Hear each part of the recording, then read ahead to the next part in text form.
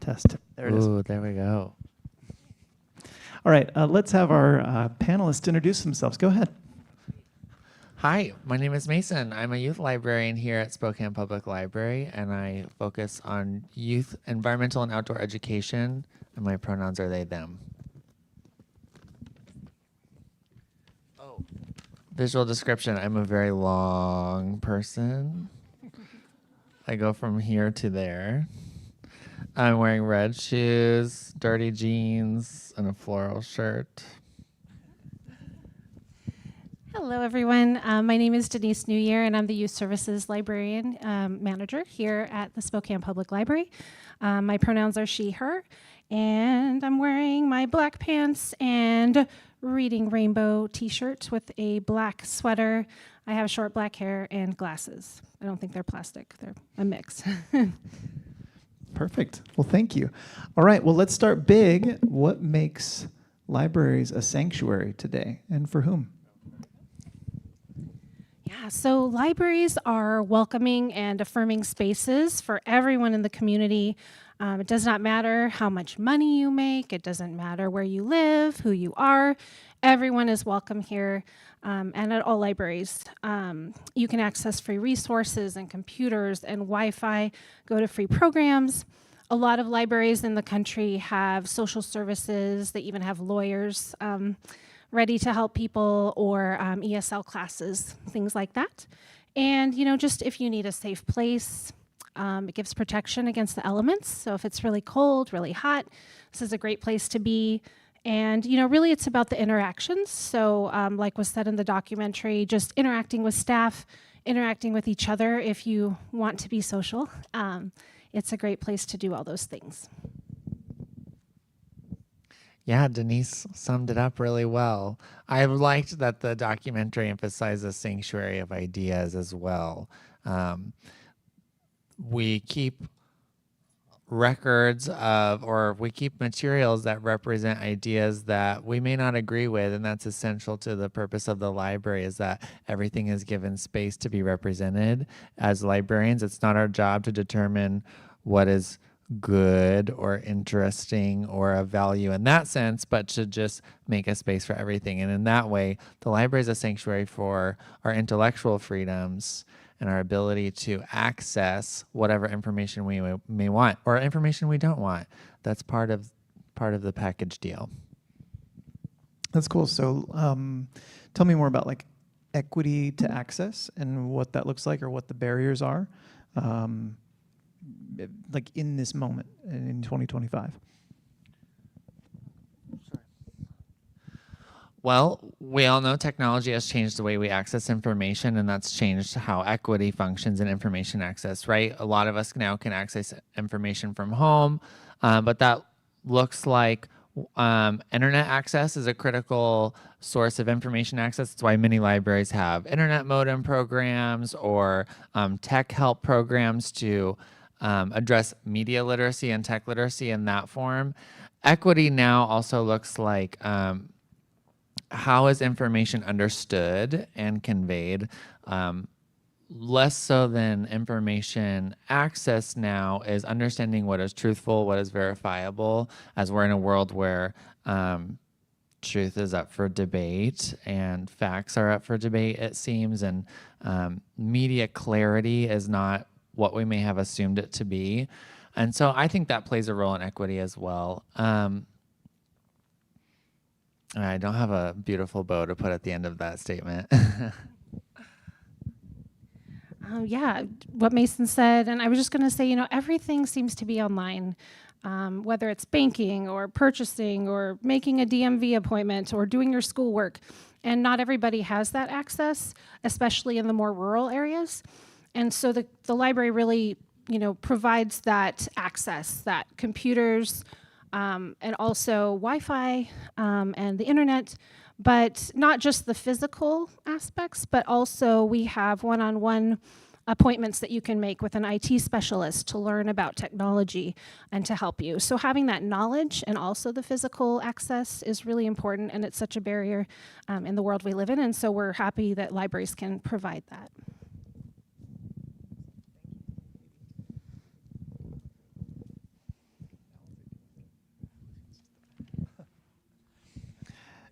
How about intellectual freedom? What does it mean to you? How does intellectual freedom shape your work, especially in a time of book bans and political scrutiny? Intellectual freedom. Yeah, so intellectual freedom is the foundation of libraries. It always has been. I believe it always will be. And it's just when everyone in the entire community has equal access to resources on every topic, every perspective, like Mason said, having all those things available for the community. There's groups of people in our country, around the world, that are trying to ban books. Shall I wait?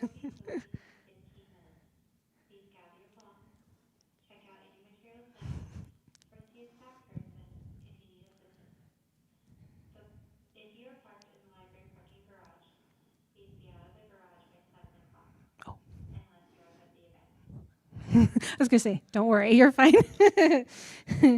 Thank you. Okay. So as I was saying, there's groups of people that are trying to ban books, stop programs, because they don't agree with these books or programs. And so one example that I have is in nearby North Idaho, there's a library network, and they have a library board that agrees with these beliefs that they should only be one way of thinking, their way of thinking, and anything outside of that is wrong. So they have actually removed the words intellectual freedom from their library policy, which is just, I just can't believe that, because that, like I said, is the foundation of libraries. They also do not trust parents anymore to make decisions for their own children, what their children can read. And so one of the board members actually said, and I quote, that they no longer trust the parents because some of these parents take their children to Pride events. And so they believe they should make the decisions for families. Any book that has like an LGBTQIA plus character in it, just existing, just living their life in this book, is pornographic or harmful to minors. So they've decided to create a room in one of the libraries that one of the library board members called the smut room, where it'll be books that they don't agree with. And children are not allowed to check out adult books anymore. They've made that decision. So children, even if their parents say, yeah, you can read books about World War II, or you could read books about Brazil, they're not allowed to go to the adult side. They need an adult to check those books out for them until they're 18. So 17-year-olds can watch rated R movies, but cannot check out books in these libraries, which is very disheartening. So basically, library staff are continuing to fight to defend people's rights, First Amendment rights, and to have the access to the resources they need. Denise has the experience of Idaho libraries, and we like to think of attacks on freedom of information as out there. We're in lovely Washington. That could never happen here, but it's happening everywhere. This is a culture shift that we're seeing, but it's always existed. It will continue to exist in many forms, and that's why education of our civic body, us, the voters, is so important. It's why libraries are so critical to the success of our democracy.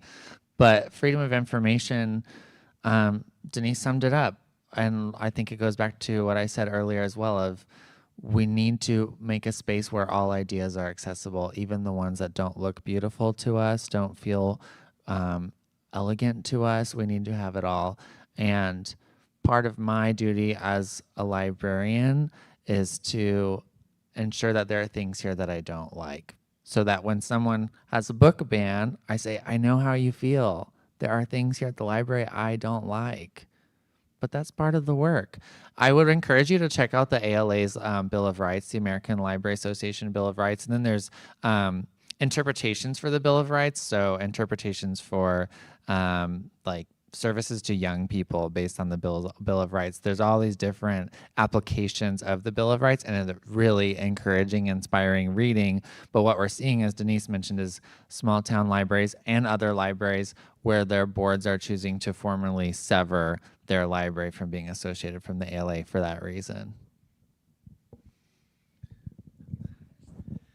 It's very upsetting. Thank you. I visited my hometown library in Southeast Idaho, and it was the first time I'd seen. I walked past the children's section, and then there's a very clear sign that kids don't get to go any further into a library than the kids section without a responsible adult to let them into the adult ideas.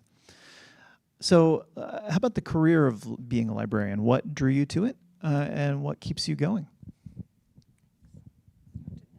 Sure. It's a long story. I'll make it brief. I was raised in an environment where I did not have information access. I was raised by a fundamentalist Christian community, and I was not allowed to read fiction whatsoever, was not allowed to read much nonfiction. And so my picture of the world was pretty skewed by that environment. And as an adolescent, I began to experience the shape of myself did not fit into the form I was given to fit into. And I didn't understand that. So I fortunately had a one-room school teacher. I went to a small school that fit this religious mode, but she began taking us to the public library every 3 weeks, and I fell in love. I was able to go into the adult section. I'm so glad I lived at a time when that was possible and in a place where that was possible. I grew up in Bangor, Maine, and we have this beautiful library there where it's where Stephen King is from, and he's given the library a lot of money. And I just read so many books that my parents still don't know that I read at the time, and Greek mythology and stupid books and great books, and it was all wonderful. And so the library became a safe space to me then. In high school, that experience of information restriction continued, and by that time I got my first e-reader.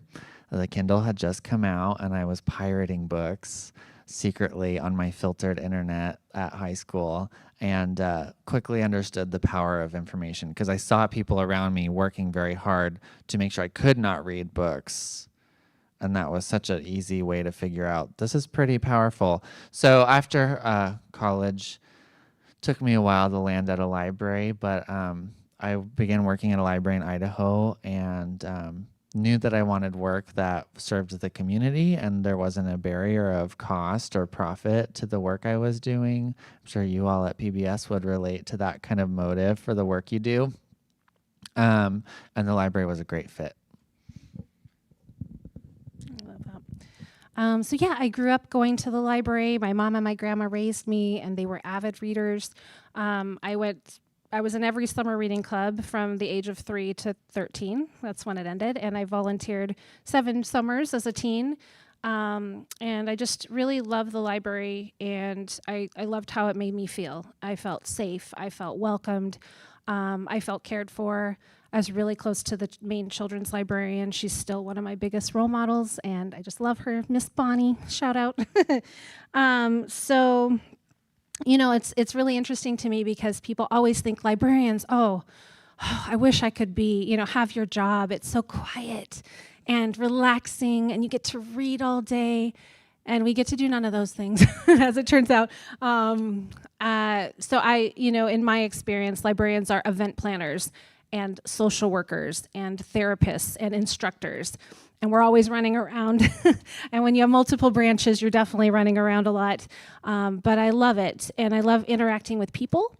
I was a teen librarian for about 18 years of my 26 years being in libraries, and they're my favorite. I just love teens, and it's hard sometimes hearing their trauma and hearing what they're going through, but it's really nice to be that positive adult in their life and hear them and listen, which is all what we really all need in our lives. So, but yeah, just providing that same feeling that I received as a child, I wanted to do that as well. So.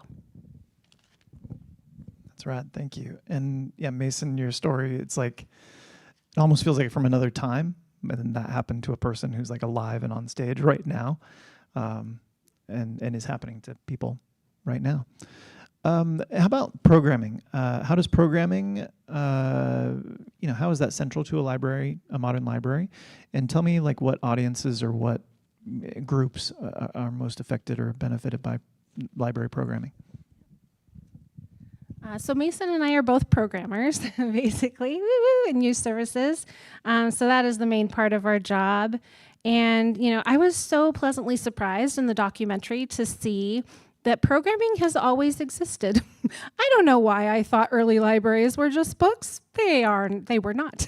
So I love it that they had, and it didn't show at all in the shortened version, but theaters and billiards and swimming and bathhouses. Like, it was just so cool. Basket making, I did see in the documentary. So it's always been there. And libraries today has such a wide variety of programs that we offer. So here at Spokane, we have story times that are specifically to get littles ready for kindergarten. We also have art programs and STEM science programs. We have environmental programs, which Mason is awesome at doing, that really help you care about the world around you. But we also offer like cooking and yoga and video production and music lessons. And I'm just going to keep talking. And all of these things are free, which is awesome because it's not a barrier. Everyone can experience it. And it's just really cool. We always have things happening at our libraries. So the library has become really quite the community hub where everyone can gather, not be lonely, and just feel like they belong. So. Yeah, what Denise said, that was all of it. I think the documentary pointed out the loss of public space in our especially American culture right now, and programming helps create social space for us, right? There's books, there's place to be, but the programming is the social aspect of the library where you can learn in community and engage with community. And I think that is so critical.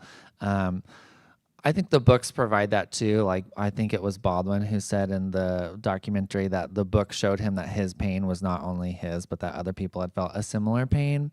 But programming serves the same function of showing you people in your community who have skills you want to learn from, or stories you want to hear, or who you just want to hang out with. And Denise covered a lot of it. We provide a lot of programming at the library. Events.SpokaneLibrary.org is a great URL to keep bookmarked in your browser. There's so much happening every day. Thank you. Yeah, you're at a library programming event right now. So good job, everybody. How about adversity and challenges? I'd love to know if you personally or someone you've worked with have experienced challenges because you're librarians. I'm going to have Mason go first, and I'm going to No, I really haven't had much adversity. But part of getting my library degree, I did get funding from the IMLS, and that's now gone. So part of my story would be radically different if it were just a few years later. But I think this is your question. So I worked at the libraries in North Idaho for 12 years. I do want to start off this by saying I love those libraries. I love what they do. I love the staff there. They are amazing. So that is first. 2 to 4 years ago, we started having protesters at one of our teen programs that my colleagues and I ran. And it was a program for LGBTQ plus youth and allies where we made crafts and we played games and ate snacks. So the protesters did not like this. So they also didn't like it that we had the teens' parents meet at the same time to network, but okay. So the protesters were there, and that led to a string of things that happened after that. So one of the protesters at the second protest was arrested, and they found a loaded gun and a knife on him. I was targeted by a biker group. They didn't like it that I was doing a family pride celebration. And then that led to an article being written by me by white supremacists and calling me a groomer. And so then that led to doxing, a death threat, my family's names and addresses written on they were on a dark website to be harassed. Gosh, where else do I go from there? I was also accused of parading toddlers at Pride, performing unbaptisms, and recruiting teens to be gay so that I could harvest their organs. So none of this makes sense. It's all very disturbing. And, the way I responded was I was really good at killing people with kindness. I didn't like to argue with the protesters because I know they're not hearing me. So I felt maybe they just need to be listened to most of the time. But I obviously had to get security placed at my home, have discussions with my kids in case the SWAT team came in the door. So they're, prepared. But really just, I did continue this teen group outside of the library. I still do today. And we meet at a local church that offered their space for us, and I love them so much for doing that. And we still continue our crafts and our games and our snacks. And it's for 6th through 12th graders, and it's amazing, and we meet once a month. So even though we can't do it at the library anymore, I still get to do that group. So I really appreciate it. Well, thank you. So how does your community show up for you? How is the community supportive of libraries? And I guess tangential to that, like, what do you wish more people knew about their community library here? So here, I would say there were a lot of supportive people in Idaho, really, and supportive people from out of state with the most loveliest messages and donations for this teen group. And, a lot of love came out of all the hate, honestly. But here in Spokane, the amount of support from not only the people in the community, but our library board, who is amazing. It's just really beautiful to see. And it was really an emotional experience for me being in the Pride parade with the library last year. And hundreds of people on the sidelines just shouting how much they love the library. So I don't know, I think I cried 5 times because, hearing that love, it's just really nice to know that this community supports the libraries so much. And we also have really wonderful partnerships. So whether it's the schools or nonprofits, organizations, businesses, everybody is just so wonderful to work with and caring, and we all want the same mission, right? To provide the best for our community. So working with other people, other groups has been a really great experience. Yeah, Spokane is fortunate to have a really nice environment wherein the library is valued. And I think a lot of that's due to the structure of our library programming and operations. I think our management at this library, if you've lived in Spokane more than 10 years, you've seen the library change a lot.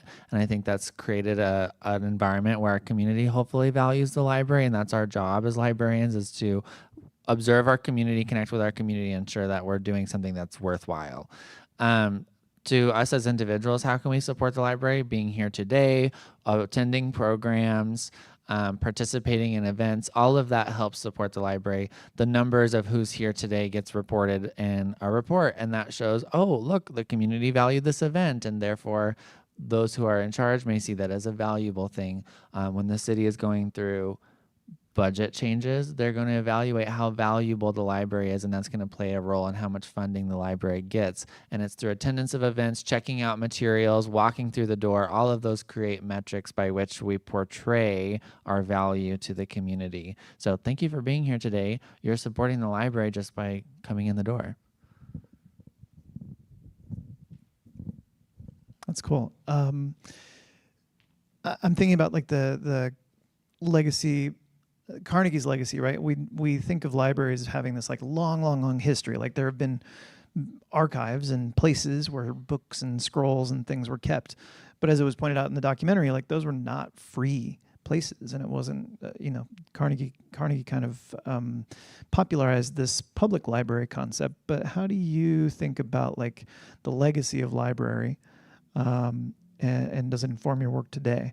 And that's going to be my last question, and then we'll take some questions from the audience if they have them.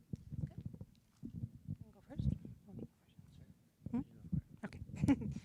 Well, I just thought it was really interesting hearing about how Carnegie was like one of the richest men, if not the richest at that time, and how he wanted to give away everything. That's so cool. I don't hear that a lot about the wealthiest people in our world right now. They might give a little bit, but not everything. So I really appreciated that he opened branches for people who were not allowed to be in the library, for people who couldn't afford to be in a library, for people who they weren't even allowed to read at certain times. So it was a really big deal. So I think his legacy and the legacy of all the libraries that opened, it's very strong in our libraries now, because we just really focus on, the community. What are their needs? We need to assess the needs of the community, and, provide those resources and programs for people, and the fact that everyone is welcome. And, that same sense of mission is probably stronger now than before, but it's always been there, because I don't know, I'm just so inspired by like Ernestine Rose and Ruth Brown and Annie McFeeters and Dr. Carla Hayden. I love them. They're heroes. They're inspiring. They stood up for people in their community, and they did what was right. I mean, they wanted to serve everyone, and not just select groups. So I just think that, people need to stand up for everyone, their neighbors, and parents deserve to make choices for their children. And the First Amendment is for everyone, not just a select group, as it turns out. And I do have tremendous hope in the younger generations that are coming up here, and they'll be adults, and they can make changes, positive changes to our world. So I want to point out 2 historical facts relating to Carnegie. One, you can see a Carnegie Library right over here in town, kitty corner from Boots Bakery on First and Cedar, I think. That's the Spokane Public Library's original building. It first was in City Hall twice. Spokane Public Library was created first, fell apart after 2 years, created again, fell apart after 3 years, and then the City Hall absorbed it, and then it moved into the Carnegie Library. The library I first worked at in Moscow, Idaho, was also a Carnegie Library, and it was started by a women's club, the Pleiades Club. Like the film talked about, these groups of people who did not have information access created our libraries. They weren't created by the government per se. These groups had to work with their local governments to ensure funding after the fact, and Andrew Carnegie gave them their $10,000 to build a library. But this history that's talked about in this documentary is right here in our communities. I think in terms of legacy, I think it pays off right now, especially to be very curious about the origins of our social structure and our civic structure right now, because we're seeing a lot of repetitions of what we think of as historical facts. Fascism, as portrayed in the film, the burning of books, the erasure of vital information. Even in there was a part during the Vietnam War of asking a librarian to report on anti-war behavior of her patrons. And we're seeing that today of our government restricting visas of people who have talked critically of Israel and other nations. And that's essentially the same thing happening that's happened before. And so I think it pays off to be very curious about our history, pays off to be curious about the history of libraries like this documentary maker has been, and for us to be curious about the history of voting, the history of the infrastructure here in our town. Why do we have the things we have? And therefore, why do they exist and how precious they are? Libraries are not de facto, they won't exist forever if we do not rally around them and cherish them and advocate for them. These things are not set in stone. It is up to us to decide what civic structure we have and how our community is benefited or harmed by that. Very nicely put, both of you. Does anyone have a question they'd like to put to our expert panel? Okay.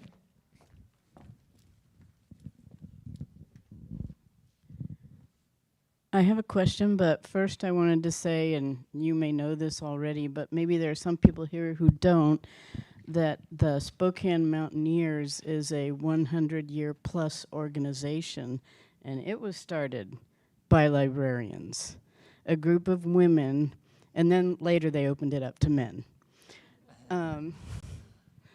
And I just read this morning that many of the books, and I am not good with numbers, but that were taken out of the Naval Academy library, the Pentagon reviewed them and put them back? Do you know anything about that? That they were okay after all? No, we don't have any knowledge of that. I don't know anything about that. Anybody else know something about that? You'll find that librarians don't know much. They just know where to find the information. And right now, I don't have any way to find that information. Maybe, yes. Who else has a question for a librarian? Okay.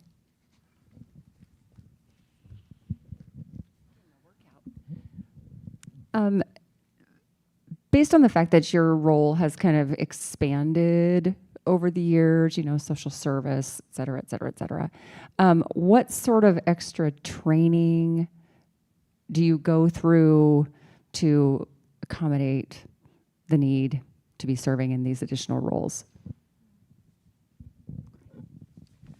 Yeah, so obviously we're librarians. We're not certified social workers, therapists. My degree is in psych, but it is not, that does not make me an expert.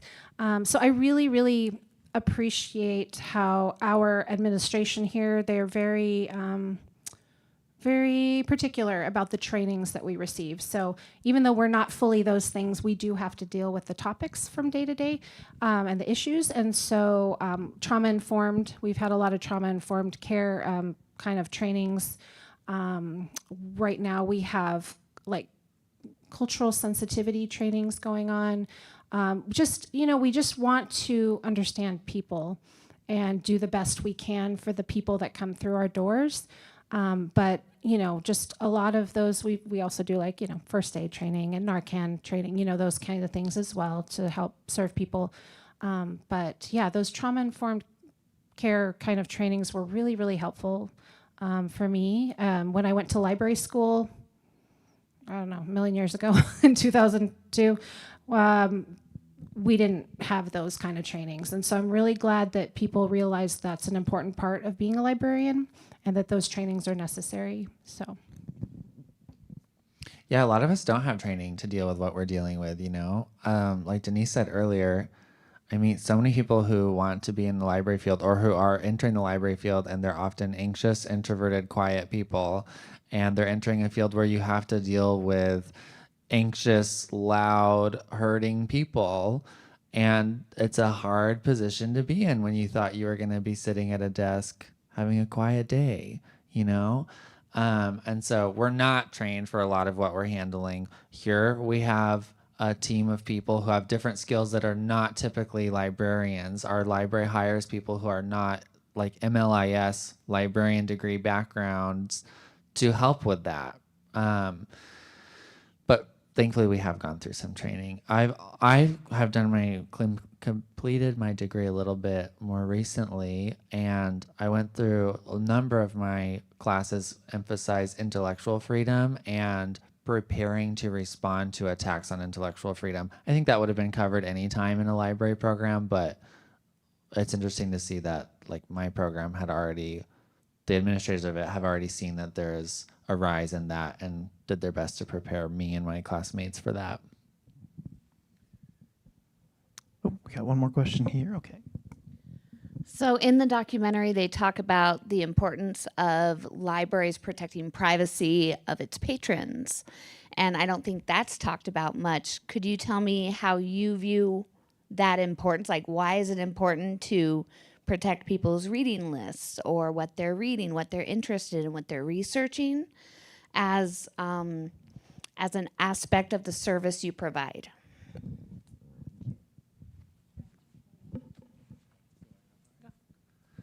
We delete our records after a period of time. I forget what the exact period is. The policy is viewable on our website. The importance of that is freedom of information also means freedom to privacy. We are free to conduct our lives privately. And that's becoming incredibly more challenging as so much of our activity is available through different means of tracking what we do, our movement day to day, through cameras everywhere, etc. And every library should have a policy, a privacy policy, and it's usually available on their website. I encourage you to check it out at any libraries you use.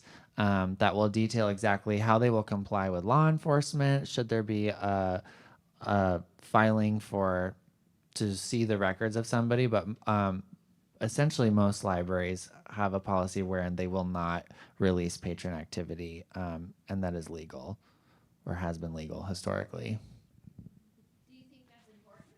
Yes, I think I should have started with that. That's incredibly important because we have the right to live privately. I don't have any profound, I feel strongly about it. Why? It's critical to our ability to become ourselves. I didn't get into detail, but as a child, I read books privately that saved my life, and I had to keep that a secret from those around me. And I was pirating those books, which is illegal, and I don't recommend doing that, but that was my only way of accessing that information, because the school I was at, my activity would have been reported and I would have gotten in trouble. My parents, if they had seen what I was reading, it would have escalated. So privacy saved my life. I had to carve it out. I had to break some rules to get that privacy in my own personal life. But without it, I don't know how far I would have gotten in life.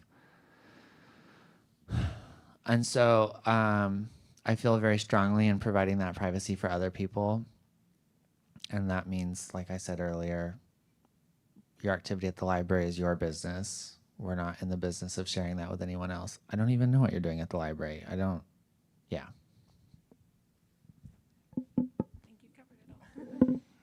We have time for another question. Here, I'll run over there.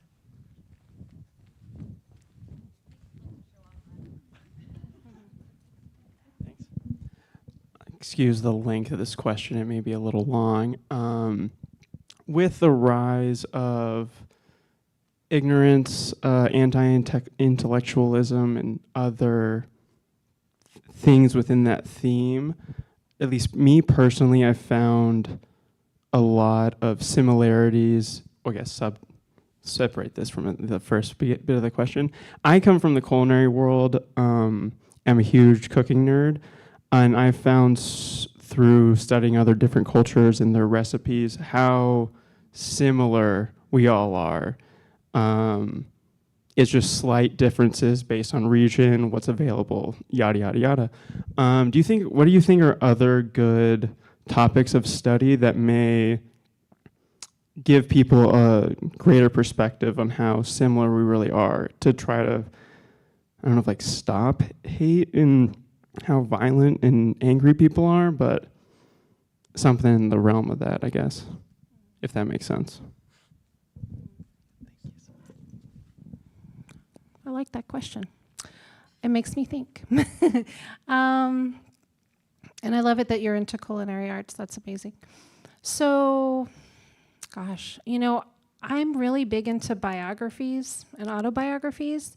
And I think anytime I listen to a lot of audiobooks on my way to work, and anytime that you can see into someone's life and see what they've done, especially people who are considered heroes, who've dealt with like racial injustice or horrible traumatic situations in their lives. I think it's really important to see into those windows, and people from other cultures as well, because, we all have slightly different ways of dealing with the trauma and the different issues. So biographies are great. But gosh, yeah, you can read about countries and things, but we try to have a lot of programs, honestly, at the library to really bring awareness and bring, that knowledge to learn about other cultures, about other things and topics. And I love books, don't get me wrong, I'm a librarian, but programs are really important because I think they're really current and relevant. And I think you can learn a lot, and they're free. here at the library. I don't have a solution for hatred.